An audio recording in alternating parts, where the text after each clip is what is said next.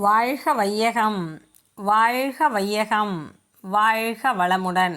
குரு வாழ்க, குருவே துணை.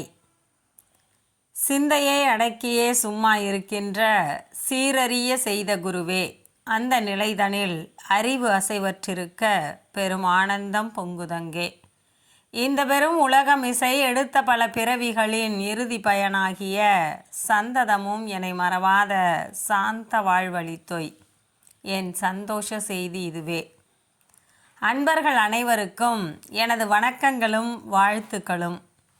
நித்திய அனித்திய நிலை மறவாத ஒத்த உயர்வில் உலகை நோக்கும் தத்துவ ஞானம், தவத்தின் வலிமை, சுத்தமாய் இரத்தம் சுழலும் ஆரோக்கியம், உத்தம வாழ்விற்கு உகந்த நற்செல்வம், எத்தகைய உயிரின் துன்பமும் போக்கும் சித்தமும், செயலில் கடமை உணர்வும், இத்தனையும் பெற்று இனிதே வாழ்வோம் என்ற உயர்ந்த சங்கற்பத்தோடு நாளொரு நற்சிந்தனையில் இன்று தெய்வீக உறவு.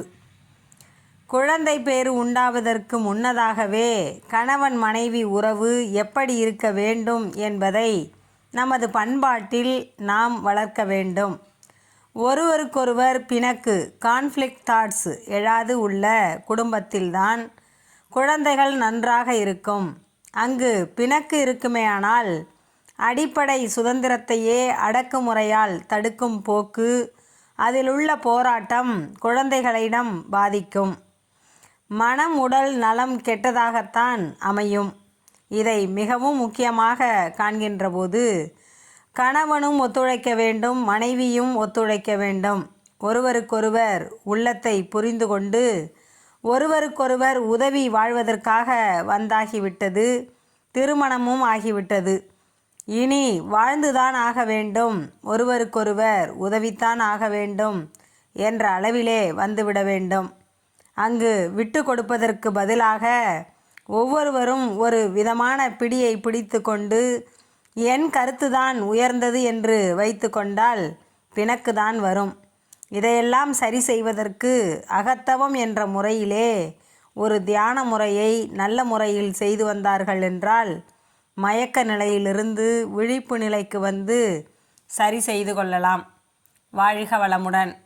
நீங்களும் உங்கள் அன்பு குடும்பத்தினரும் இறை உணர்வும் அறநெறியும் கல்வி, தனம், தானியம், இளமை, வலிவு, துணிவு, நன்மக்கட்பேறு, அறிவில் உயர்ந்தோர் நட்பு, அன்புடைமை, அகத்தவம், அழகு, புகழ், மனித மதிப்புணர்ந்து ஒழுகும் பண்பு, பொறை உடைமை எனும் பேறு 16 பெற்று போற்றலுக்கும் தூற்றலுக்கும் வாழ்த்துக்களே கூறி மறைவிலக்கும் உயர் வாழ்வை மதித்து ஒழுக்கம் காத்து மனையறத்தின் ஒளிவிளக்காய் வளம் ஓங்கி வாழ்க. வாழ்க வளமுடன். மீண்டும் நாளை சந்திப்போம். அன்புடன், சீதா செந்தில்குமார்.